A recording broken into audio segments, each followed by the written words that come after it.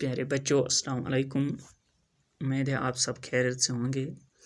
एक बार फिर मैं क्लास 8 के लिए जूलियस सीजर का पार्ट 3 लेकर पार्ट 2 में हमने पढ़ा था किस तरह जो ब्रूट्स हैं बड़ी परेशानी की हालत में जब घर वापस जाता है तो वो रात भर सो नहीं पाता है, क्योंकि वो सोचता है किस तरह जो कि जूलियस सीजर हैं किस तरह उसको उसकी जो एम्बिशियस ग्रीड और प्राउड नेचर है छुटकारा दिलवा सके। तो आखिरकार वो सोचता है इसका एक ही रास्ता है, वो उसका मौत।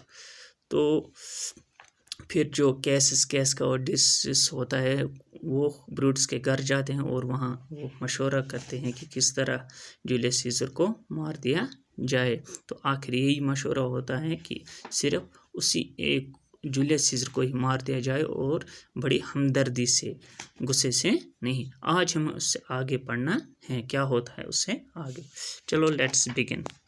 The next day was dark and cloudy. दपान ब्याह दिवस ओस अबर आलूद ओस आयंगोट ओस।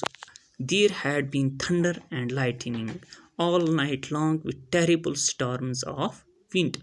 यानी युस ब्याह दो ओस यम दो यमन यम मारन ओस तो तम दो रात लिखो the next day was dark इम दो ओस अबर सिया डार्क को सिया क्लाउडी को अबर ओस there had been thunder and lightning इम दो रात ओस वजमल गगराय तूफान हवा and the whole earth had shaken and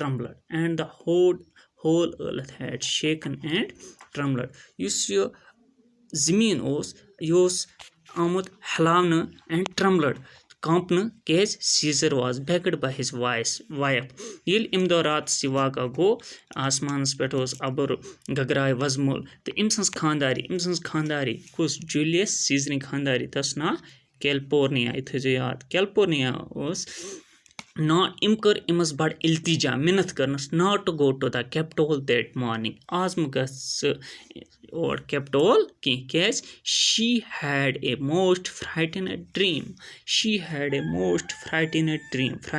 भयानक खौफनाक मे हसे वुच अक जबरदस्त ख्वाब बह खुद आज ख्वाबस मज यह कैलिफोर्निया कस वन पन्निस खानदारस जूलियस सीजर फ्राइटेनेड ड्रीम इनमें Caesar statue.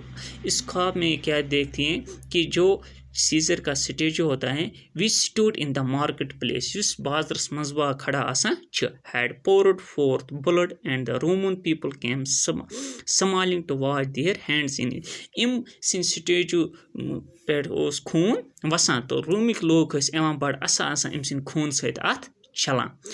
She told him someone saw a line in the marketplace बे क्या वनस तमस किम ताई हसे वुच अख स कत एकस मे हसे बूज तम ते वन मे ख्वाब तम क्या ख्वाब वन मे कि मे हसे वुच यसे स अख एकस बाजरस मज तो कब्र आस खुलैत and gave up their dead तो कब्र आस खुलैत तो अत क्या लाश इमस Kadan.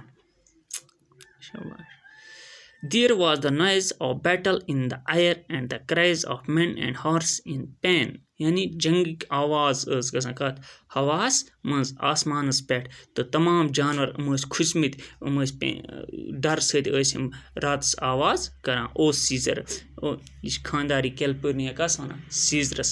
These things are beyond all understandings and I do fear them. यम चीज में समझ कि बुशस खोचा I am sure they are warnings. मिश उम्मीद यकीन यह खुदा सिंद तरफ वार्निंग क्या warning something terrible is going to happen you कहतान सत खतरनाक गसन वोल हादसा चे सत पेश अन वोल इसलिए से इल्तिजा करा सम गस आज कैपिटल की। Caesar tried to comfort go दिलासा देना to his wife, but at last she was successful in persuading him to stay at home. Persuading मनाना है। दपा Caesar ने पूरी कोशिश की अपनी जो बीवी थी उसको मनाने में, दिलासा दिलवाने में, but at last आखिरकार वही कामयाब हो गई। कौन? उसकी बीवी, ये मनाने में कि आपको आज घर में ही रुकना पड़ेगा। Cassius has suspected that this might happen and he sent Decius to call for Caesar. Suspect शक Cassius तमिस शक गोमुत आज रातस ते गई वजमुन मे बासान शायद यी न आज योर जूलियस सीजर की तो तमिस ओस पन्नुई नफर कोड जूलियस सीजरस निश ताकि यह बनाए अमस तो आनिस पानस सत Capitol. When Dukes heard about Calpurnia's dream, he laughed at her fears. When Dukes heard, yel hase Dukeson या Decius ys इम्बूज Calpurnian छ रातस खाब वुचमुत यel Calpurnia इमस वोन मे खाब वुचमुत बह त्रावन और कि यह लोग इम सनिस खाबस पे असने. You have interrupted को तबीर करना या माने निकालना. The dream all wrong. तो आपने इस ख्वाब को गलत तरीके से माने निकाला है. यानी तह बड़ गलत तरीके इम ख्वाब माने निकोलमुत तबीर कोरमुत. युस हसे इमुक तबीर छ. The plot from Caesar's to in so many small room dipped their hand mean that great room will suck fresh blood from Caesar.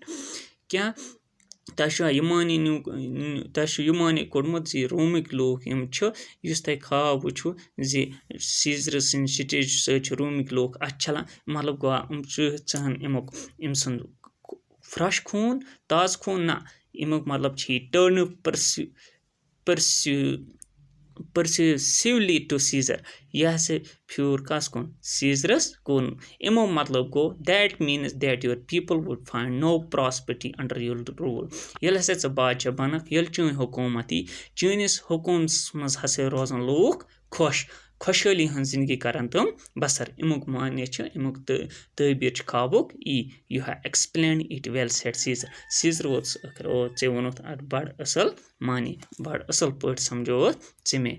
तो योस आजुक बे पार्ट 3 यम वर्ड यत में छ पान ते करो समझन कोशिश. इमन वर्डन छ वारिया माने आसन बे युस पगा इस पार्ट 4 पढ़न छ तत ते करो पान करो रिवाइज तो आसानी गस समझनस. अस्सलाम वालेकुम.